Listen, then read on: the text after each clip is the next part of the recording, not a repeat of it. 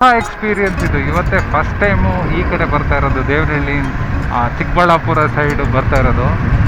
ನೋಡೋಕ್ಕೆ ತುಂಬ ಸಖತ್ತಾಗಿದೆ ರೋಡ್ಗಳು. ಒಂಥರ ನೋಡಿ ನಿಗೂಢ ಥರ ಊರುಗಳೇ ಕಾಣ್ತಾ ಇಲ್ಲ ನನಗಂತೂ. ನಮ್ಮ ಕಡೆ ಆದರೆ ಪರವಾಗಿಲ್ಲ, ಸ್ವಲ್ಪ ಊರುಗಳಾದರೂ ಅಲ್ಲದೆ ಅಕ್ಕಪಕ್ಕ ಕಾಣುತ್ತೆ, ತೋಟಗಳಿರುತ್ತೆ. ಇಲ್ಲಿ ನೋಡಿ ಫುಲ್ ಬಯಲು ಥರ ಇರುತ್ತೆ ನೋಡಿ. ಆ ಕಡೆ ಎಲ್ಲ ಗುಡ್ಡ, ಫುಲ್ಲು ಹೊಲ, ಬಯಲು ಪ್ರದೇಶ.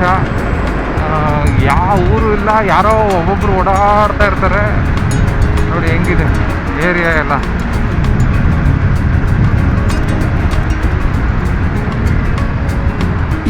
ಬಂಡೆ ರೀಚ್ ಆದೆ. ಮೇ ಬಿ ಅದೇ ಫೋರ್ಟ್ ಅನ್ಸುತ್ತೆ, ಅಲ್ಲಿದೆಯಲ್ಲ ಅದು. ನೋಡೋಣ ಎಲ್ಲಿಂದ ಹೋಗಬೇಕು, ಯಾವ ಕಡೆಯಿಂದ ಹೋಗಬೇಕು ಅಂತ ಗೊತ್ತಿಲ್ಲ. ಹತ್ರ ಹೋಗ್ಬಿಟ್ಟು ನೋಡೋಣ. 1 ಕಿಲೋಮೀಟರ್ ಇದ್ದಿದ್ದು ಗುಡಿ ಬಂಡೆ ಫೋರ್ಟು. ಎಲ್ಲಿಂದ ಹೋಗಬೇಕು ಒಳಗಡೆ? ಈ ಊರೊಳಗಡೆಯಿಂದ ಹೋಗ್ಬೇಕಾ, ಇಲ್ಲಿಂದ ಹೋಗ್ಬೇಕು? ನೋಡೋಣ ಬನ್ನಿ. ಯಾವ ಊರು ಇದು? ಈ ಊರ ಹೆಸರು ಏನಪ್ಪ? ಈ ಊರ ಹೆಸರು ಏನು ಅಂತಾನೆ ಗೊತ್ತಾಗ್ತಾ ಇಲ್ವಲ್ಲ. ಇದೆ ಗುಡಿ ಬಂಡೆ ಅಂತ ಊರ ಹೆಸರ, ಅಥವಾ ಊರ ಹೆಸರು ಬೇರೆ ಇದೆಯಾ ಅಂತಲೂ ಗೊತ್ತಿಲ್ಲ. ಬನ್ನಿ ನೋಡೋಣ, ಮುಂದೆ ಹೋಗೋಣ. ಹೌದು, ಈ ಊರ ಹೆಸರು ಗುಡಿ ಬಂಡೆ ಅಂತಾನೆ. ಈ ಊರ ಹೆಸರೇ ಗುಡಿ ಬಂಡೆ. ಅಲ್ಲೊಂದು ಕೋಟೆ ಇದೆ, ಅದಕ್ಕೆ ಗುಡಿ ಬಂಡೆ ಫೋರ್ಟ್ ಅಂತ ಹೇಳ್ತಾರೆ. ಈ ಥರ ರೋಡು ಮಧ್ಯ ಖಾಲಿ ಬಿಟ್ಟವ್ರೆ, ಯಾರಾದರೂ ಬಂದರೆ ಬಿದ್ದರೂ ಆಯಿತು. ಯಾವ ಕಡೆ ಹೋಗಬೇಕು? ಕೋಟೆಗೆ ಯಾವ ಕಡೆ ಹೋಗಬೇಕು? ಯಾರೋ ಹೋದ ಅವನಿಂದೆ, ನಾನು ಹೋದೆ ರಾಂಗ್ ರೂಟಲ್ಲಿ. ಹಿಂಗೆ ಆಗೋದು ಯಾರನ್ನಾದರೂ ಫಾಲೋ ಮಾಡಿದ್ರೆ.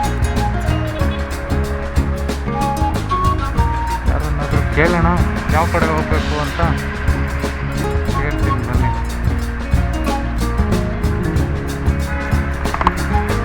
ಕೋಟೆ ಹೆಂಗೆ ಹೋಗೋದು? ಕೋಟೆ ಮುಂದೆನಾ? ಇನ್ನು ಮುಂದೆ ಹೋಗ್ಬೇಕಂತೆ. ಇದೇ ಗುಡಿ ಬಂಡೆ ಊರು ನೋಡಿ. ಗುಡಿ ಬಂಡೆ ಅನ್ನೋ ಊರಿಗೆ ನಾನು ಹೋಗ್ತೀನಿ ಅಂತ ಅಂದ್ಕೊಂಡಿದ್ದ, ನಿಜವಾಗ್ಲೂ ಅಂದ್ಕೊಂಡಿರ್ಲಿಲ್ಲ. ಈ ಬೈಕ್ ರೈಡ್ ಸ್ಟಾರ್ಟ್ ಮಾಡಿದ್ಮೇಲೆ ಎಲ್ಲ ಕಡೆ ಸುತ್ತಂಗಾಯ್ತು, ಎಲ್ಲ ಊರು ಸುತ್ತಂಗಾಯ್ತು. ಅದು ಒಂಥರ ಒಳ್ಳೇದೇನೆ, ಎಲ್ಲ ಊರು ನೋಡ್ದಂಗಾಗುತ್ತೆ. ದೇಶವಂತೂ ನೋಡೋಕ್ಕಾಗಲ್ಲ, ಅಟ್ಲೀಸ್ಟ್ ನಮ್ಮ ಅಕ್ಕಪಕ್ಕ ಇರೋ ಹಳ್ಳಿಗಳು, ಸಿಟಿಗಳು ನೋಡ್ಬಲ್ಲ ಡೆಫಿನೆಟಾಗಿ.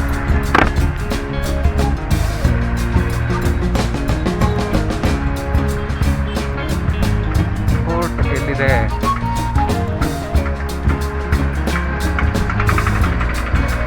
ಎಲ್ಲಿದೆ? ಕೋಟೆ ಎಲ್ಲಿದೆ ಕೋಟೆ? ಹತ್ತಬೇಕು ಗುರುವೇ. ಓ ಮೈ ಗಾಡ್, ಮೇಲೆ ತನಕ ಹತ್ತಬೇಕು. ನನಗೀಗ ಶಕ್ತಿ ಇದೆಯಾ? ಅಲ್ಲಿ ಬೇರೆ ತಿಂಡಿ ಚೆನ್ನಾಗಿ ಸಿಕ್ಕಲಿಲ್ಲ. ಆಗುತ್ತಾ ಹತ್ತಕ್ಕೆ? ಯಾವ ಕಡೆಯಿಂದ ಹೋಗ್ಬೇಕು?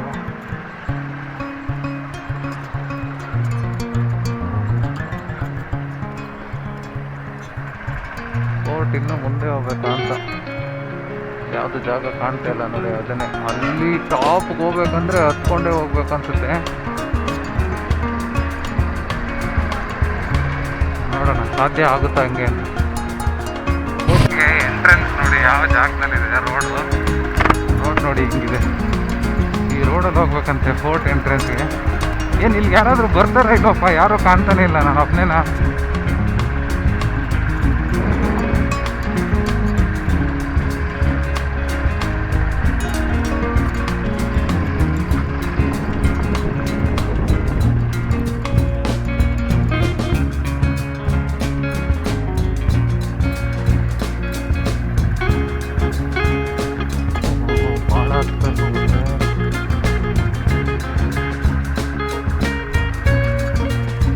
ಎಷ್ಟು ಮೆಟ್ಲಿದೆ? ಅರ್ಧ ಗಂಟೆ. ಏನಿದೆ ಮೇಲೆ?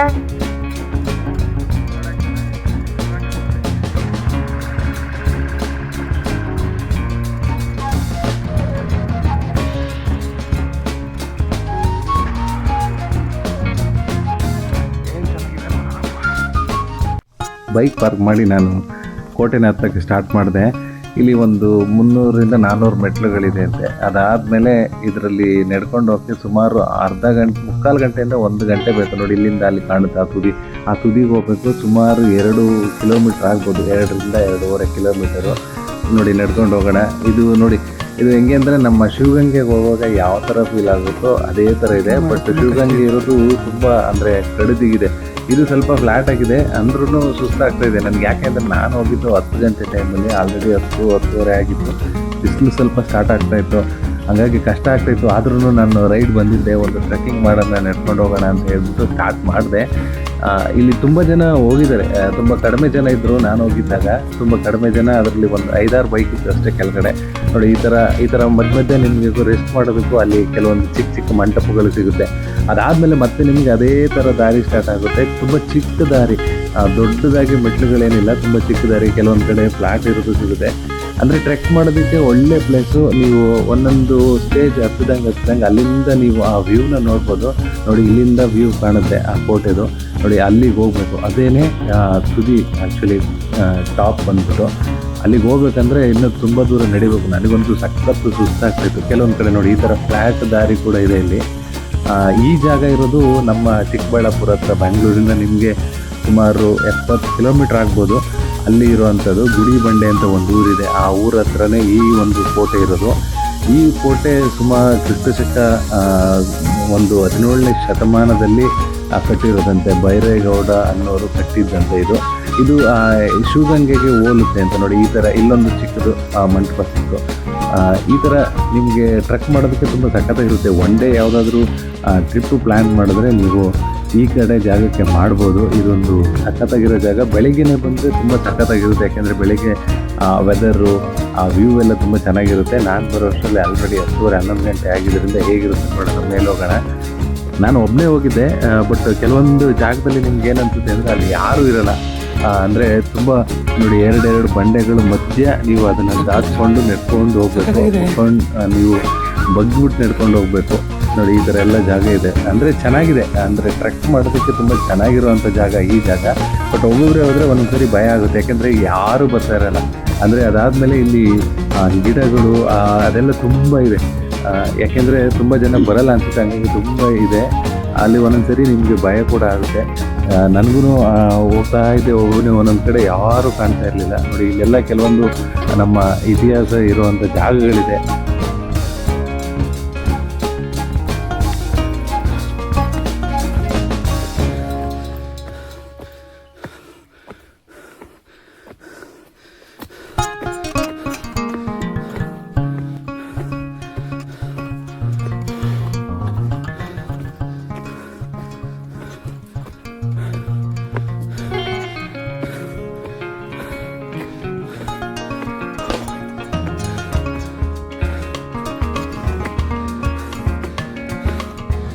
ಇಲ್ಲಿ ನೋಡಿ ಈ ಜಾಗ ಹೆಂಗಿದೆ ನೋಡಿ, ತುಂಬ 2 ಬಂಡೆ ಕೂಡ್ಕೊಂಡಿದೆ. ಅದ್ರ ಮಧ್ಯದಲ್ಲಿ ಮೆಟ್ಲು ಕೂಡ ಮಾಡಿದ್ದಾರೆ. ಇಂಥ ಜಾಗ ನಿಮಗೆ ಸುಮಾರು ಒಂದು 2-3 ಕಡೆ ಸಿಗುತ್ತೆ. ಅದಾದಮೇಲೆ ಒಂದು 3-4 ಮಂಟಪ ಸಿಗುತ್ತೆ. ಒಂದು 45 ನಿಮಿಷ 1 ಗಂಟೆ ಕರೆಕ್ಟಾಗಿ ಟ್ರೆಕ್ ಮಾಡಿದ್ರೆ ನಿಮಗೆ ಅಷ್ಟು ಮೇಲ್ಗಡೆ ಹೋಗ್ಬಿಡ್ಬೋದು. ನೋಡಿ ಇಲ್ಲಿ ಯಾವ ಥರ ಇದೆ. ಇಲ್ಲಿ ಮೆಟ್ಲುಗಳಿಲ್ಲ, ಒಂದು ಚಿಕ್ಕ ದಾರಿ, ಮಣ್ಣಿನ ದಾರಿ. ಈ ಥರ ಒಂಥರ ನಮಗೆ ಫ್ಲ್ಯಾಟ್ ಆಗಿರೋ ದಾರಿ ಸಿಕ್ಕಾಗ ಒಂದ್ಸರಿ ಖುಷಿ ಆಗುತ್ತೆ. ಯಾಕೆಂದರೆ ಮೆಟ್ಲಿದ್ರೆ ಹತ್ತಬೇಕು, ಕಾಲು ನೋಗುತ್ತೆ ಅಂತ ಸುಸ್ತಾಯಿತು. ನಾನು ಸ್ವಲ್ಪ ಹೊತ್ತು ಕುತ್ಕೊಂಡು ನೀರು ಕುಡಿದು ಒಂದು 5 ನಿಮಿಷ ರೆಸ್ಟ್ ಮಾಡಿದೆ, ಯಾಕೆಂದರೆ ಅಷ್ಟು ಸುಸ್ತಾಗ್ಬಿಟ್ಟಿತ್ತು. ಅದಾದಮೇಲೆ ಅಲ್ಲಿಂದ ಮತ್ತೆ ಸ್ಟಾರ್ಟ್ ಮಾಡಿದೆ, ಯಾಕೆಂದರೆ ಬೇಗ ಹೋಗೋಣ, ಬೇಗ ಹೋಗ್ಬಿಟ್ಟು ಮತ್ತೆ ಕೆಳಗಡೆ ಇಳಿಬೇಕು ಅಂತ. ತುಂಬ ಚೆನ್ನಾಗಿತ್ತು, ಒಂಥರ ಗ್ರೀನಾಗಿ ಗಿಡಗಳೆಲ್ಲ ಅಕ್ಕಪಕ್ಕ ಸಿಗ್ತಾಯಿತ್ತು. ಬಟ್ ಹತ್ತೋದಕ್ಕಂತೂ ತುಂಬಾ ಸುಸ್ತಾಗ್ತಿತ್ತು. ನಾನು ಕಷ್ಟಪಟ್ಟು ಹತ್ತಿದೆ, ಯಾಕೆಂದರೆ ನಾನು ಬಂದಿದ್ದು ಲೇಟಾಗಿ ಬಂದೆ. ಅದಾದಮೇಲೆ ನಾನು already bike ride 100 kilometers complete ಮಾಡಿ ಬಂದಿದ್ದರಿಂದ ನನಗೆ ತುಂಬ ಸುಸ್ತಾಗಿತ್ತು. ಈ ಟ್ರೆಕ್ಕಿಂಗ್ ಮಾಡೋಕ್ಕೆ ತುಂಬ ಕಷ್ಟ ಅನ್ನಿಸ್ತಾಯಿತ್ತು. ಆದ್ರೂ ಪರವಾಗಿಲ್ಲ ಅಂತ ಹೇಳ್ಬಿಟ್ಟು ಒಂದು ಚಾಲೆಂಜಿಂಗ್ ತೊಗೊಂಡು ಬಂದೆ ಟ್ರೆಕ್ ಮಾಡೋಣ ಅಂತ. ಇನ್ನೇನು ಆಲ್ಮೋಸ್ಟ್ ಇದು ಇನ್ನೇನು ಆಲ್ಮೋಸ್ಟ್ ರೀಚ್ ಆಗೋವಂಥ ಜಾಗ.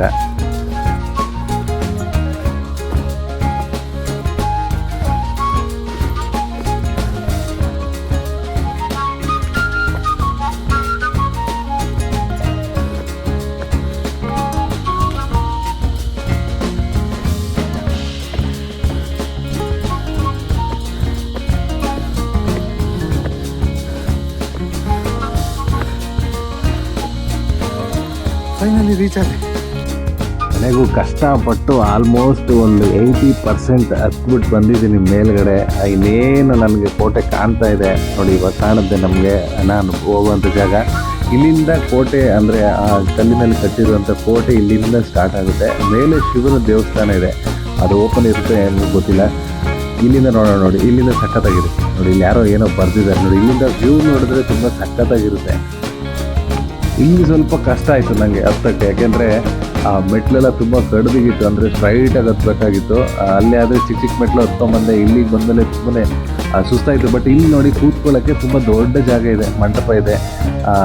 ಈ ಜಾಗದಲ್ಲಿ ನೀವು ಸ್ವಲ್ಪ ರೆಸ್ಟ್ ಮಾಡಿ ಇನ್ನೇನು ಸ್ವಲ್ಪ ಅಷ್ಟೇ ನೋಡಿ. ಇದೇ ಒಂದು ತುದಿ ಜಾಗ, ಅಂದರೆ ಟಾಪ್ ಜಾಗ.